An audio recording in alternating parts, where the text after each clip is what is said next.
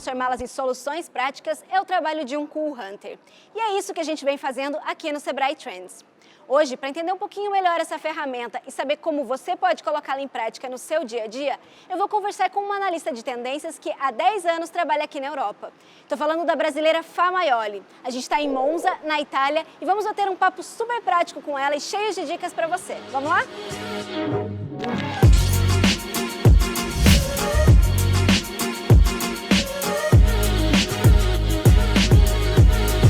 É super simples, ele é um método de pesquisa, é uma modalidade de pesquisa e análise de tendências, uma modalidade de analisar o mundo, de analisar o Zeitgeist. Ou seja, o que é o Zeitgeist? É um mundo cultural de um momento, principalmente de um território, né? São Paulo, Milano, etc. Então é nesse Zeitgeist, é nesse mundo cultural que surgem as tendências. Tendências aqui entendidas não como cores, como formas, mas sim como elementos, fenômenos socioculturais em evolução. O Cool Hunter é uma pessoa, não é uma profissão, é uma atividade profissional que requer um bom background acadêmico, ou seja, você tem que ter conhecimento, o conhecimento é fundamental. Não pode ser uma pessoa com preconceitos, não tem que ter preconceitos de nenhuma parte, de nenhuma sexo, raça, religião, não pode, tem que ser uma pessoa extremamente aberta. E fundamental, tem que sair sempre da sua zona de conforto. É só saindo da zona de conforto que a gente descobre o outro, os outros e o mundo, né? Então isso é fundamental. Essa é uma lição que o Cool Hunter tem que saber. Tem um preço a pagar. Não é fácil ser Cool Hunter, né? Você tem que ter uma sede de informação, de cultura que às vezes determina outras limitações, mas é muito importante. Então, desenvolvendo esse olhar é através da curiosidade, através da vivência do mundo. Então, uma pessoa que viaja muito pelo mundo é um excelente Cool Hunter. Uma pessoa que se interessa por literatura, que se interessa por várias, vamos dizer assim, por filosofia, por ciência. Uma pessoa curiosa na totalidade das coisas. Não pode ser, por exemplo, uma pessoa... Eu sempre digo, para você criar moda, você não tem que olhar só a moda. Para você criar design, você não tem que olhar design. Você tem que olhar a natureza, você tem que olhar uma feira de relógios, por exemplo, coisas que são fora do seu mundo, né? E para isso é necessária a curiosidade. Então é isso, acho que é fundamental. Curiosidade, fome de mundo, fome de viagem, fome de experimentações diversas, cultura, saber, né? Sede de saber. Eu acho que é fundamental. É o olhar, ou seja, esse treinamento do olhar para entender se aquilo é relevante ou não, e esse conversar, né? Porque é muito importante nesse mundo virtual, onde tudo é muito digital, se perdeu muito essa coisa do tato, do como você está, o que você sente, o que você quer, né? Então esse approach humano é fundamental no Cool Hunting. O Cool Hunter, ele faz a primeira abordagem do mundo, né? Então ele vai coletar essas imagens, ele vai transformar essas imagens em inputs. Ele vai levar essas imagens, vamos dizer assim, essas descobertas do dia a dia dos Zeitgeist, vai levar para uma equipe, para um grupo multidisciplinar, com várias outras profissões, que é geralmente gerenciado por um Trend Analyst, e esse Trend Analyst vai formar, então, reports, vai formar cenários de futuro, vai criar mood boards, que são então painéis de clima, né, do clima cultural do local. E esses materiais todos vão ser apresentados então a uma empresa, e a empresa vai saber, vai direcionar o desenvolvimento do seu produto através desses mapas criativos que indicam então cores, formas, texturas, né? Basicamente é assim que se concretiza esse olhar, né? De forma muito prática, ou seja, transforma a imagem, um input, em uma informação de desenvolvimento de produto, através dessas formas físicas concretas, né? O primeiro foi com a Levi's Itália, que na época a Kate Holmes, ela era, né, a mulher do Tom Cruise, e ela lançou essa moda do boyfriend jeans, aquele jeans muito largo, né? E a Levi's pediu que nós fizéssemos essa pesquisa para identificar quais eram as possibilidades desse jeans dar certo na Itália. E nós descobrimos com essa pesquisa no centro da cidade de Milão, que é uma cidade trendsetter, que a mulher italiana, ela não se encontrava muito confortável com esse jeans, porque é uma mulher muito sexy, né, muito feminina. E esse é um jeans que ele tem um vestir muito masculino. Então, nós apresentamos essa descoberta, né, a função da nossa pesquisa para a Levi's, e ficou claro que ela investir nesse tipo de jeans seria uma perda de tempo e de dinheiro, né?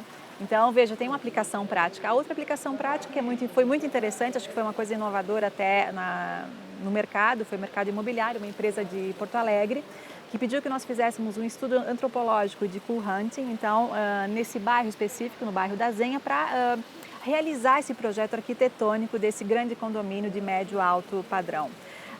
Nós inserimos todas as nossas ideias, as nossas observações sobre esse tecido cultural, esse tecido geográfico, e foi feito o projeto, né? E foi de um grande sucesso de vendas, porque era um projeto realmente identificado com a cultura do local, com as pessoas que queriam morar ali, né? Então foi realmente um sucesso de vendas. E é alguma coisa inédita, né? Porque o Courant nunca tinha sido utilizado numa pesquisa imobiliária, né? Por exemplo, a tendência, vamos chamar assim, a microtendência da sicilianità, né, que seria o aspecto da Sicília nas roupas, por exemplo, Dolce & Gabbana. Funciona nos países que têm um código cultural similar ao italiano. Por exemplo, no Brasil funciona, provavelmente no México funcione, nos Estados Unidos vai funcionar um pouquinho, mas não funcionou no Japão, né? Então, assim, aquelas cores, aquelas coisas vibrantes, a gente tem que ver onde é que a gente está tentando aplicar essa tendência, tem que ver se aquele arquétipo, né, que aquele conjunto de sinais fala a mesma coisa naquele outro lugar, ou seja, é importante definir os códigos culturais dessas geografias para ver se elas podem conversar ou não. É muito perigoso, vamos dizer assim, exportar uma tendência, né? Você tem que saber se é uma tendência universal, sim, senão é muito complicado, tem que ficar muito atento. Tem todo um estudo dos códigos de comportamento, dos códigos de produtos que você tem que fazer para saber se vai funcionar ou não. Não passando pelos lugares que todo mundo passa, é buscando então aquelas ruazinhas que ninguém entra, é indo para aqueles negócios que não são mainstream, por exemplo, você não vai numa Zara, eu não sou contra a Zara, né, por favor, não é isso, mas eu vou, por exemplo, naquele negocinho que é do senhor ali, que está ali há 50 anos, né, que vende aquelas coisas há 70, não sei, enfim, né, eu vou tentar buscar aquilo que é inusual, eu não posso ir junto com a massa, porque senão eu vou continuar pensando como a massa, eu tenho que ir onde ninguém vai. Sabe aquela coisa de colocar o anúncio no jornal e dizer assim, eu quero um homem de 20 a 40 anos de idade que seja formado em X? Não, esquece. Ele tem que pedir assim, eu quero uma pessoa curiosa, que seja do mundo, que tenha viajado muito. É um currículo em aberto, entende? Não, ele tem que ser um empresário que sabe que vai ter que gerenciar, vai ter que administrar uma pessoa que não é convencional. O Hunter não é uma pessoa convencional, ele não gosta muito de horários, ele faz a sua história, ele tem os seus conhecimentos, então ele tem que ser muito paciente, mas tem que acreditar, porque realmente funciona. E tem que apostar porque as pesquisas, elas são pesquisas que levam um tempo, elas requerem um grupo multidisciplinar, ou seja, não é só essa pessoa, não é só esse Cool Hunter, porque você não pode ter um olhar só, você tem que ter vários olhares. E eu acho que é isso, paciência, uma mente muito aberta, sem preconceitos e apostar muito e investir muito nesse profissional, né? Investir nas viagens que ele tem que fazer, nos livros que ele tem que ler, nas feiras que ele tem que visitar, nos museus que ele tem que visitar, porque é muito importante que essa pessoa tenha uma construção cultural em torno de si, que isso que vai agregar, né, para essa empresa, para esse empresário. A gente está deixando, até porque é uma tendência também, a antiglobalização, a anticonectividade, porque a gente tem que ser muito atento a uma coisa, quando tem uma tendência, sempre tem uma contra-tendência, né? Então a gente também tem a tendência, se o mundo está totalmente conectado, a gente também tem a tendência dos locais, dos bares, dos restaurantes que colocam a plaquinha na porta dizendo conversem entre vocês, não me peçam a senha Wi-Fi, né? Então também tem esse retorno à convivialidade, ou seja, eu estou falando contigo, eu estou olhando no teu olho, o celular não existe, nós estamos aqui, eu e tu, nos conhecendo. Então essa convivialidade, ou seja, essa exclusão da conectividade virtual, digital, mas conectividade física, humana, emocional está retornando. E que lugares melhores do que um bar, do que um restaurante, do que um café para fazer isso? Por quê? A grande tendência é a alimentação também, ou seja, no momento no qual a gente vê isso nos dados numéricos e todas as grandes pesquisas italianas, preferencialmente são aquelas que eu tenho acesso, que enquanto eu não compro mais meu carro, eu não compro mais um apartamento, eu não compro mais um sapato ou uma roupa, eu não deixo de comer. O italiano ele come fora de 3 a 5 vezes por semana, que é uma média altíssima para a Europa, né? Então ele está dando, vamos dizer assim, vazão, ele está dando lugar, não ao consumo, ao consumismo de objetos e produtos, e sim ao aspecto do convivialismo, né? Então é uma tendência forte, acho que a Itália ela é muito trendsetter nesse setor, porque a gastronomia é made in Italy, as pessoas gostam de comer aqui, e esses locais que vocês pesquisaram, que vocês tiveram a oportunidade de fazer essas gravações, essas matérias, eles ilustram muito bem essa tendência, né?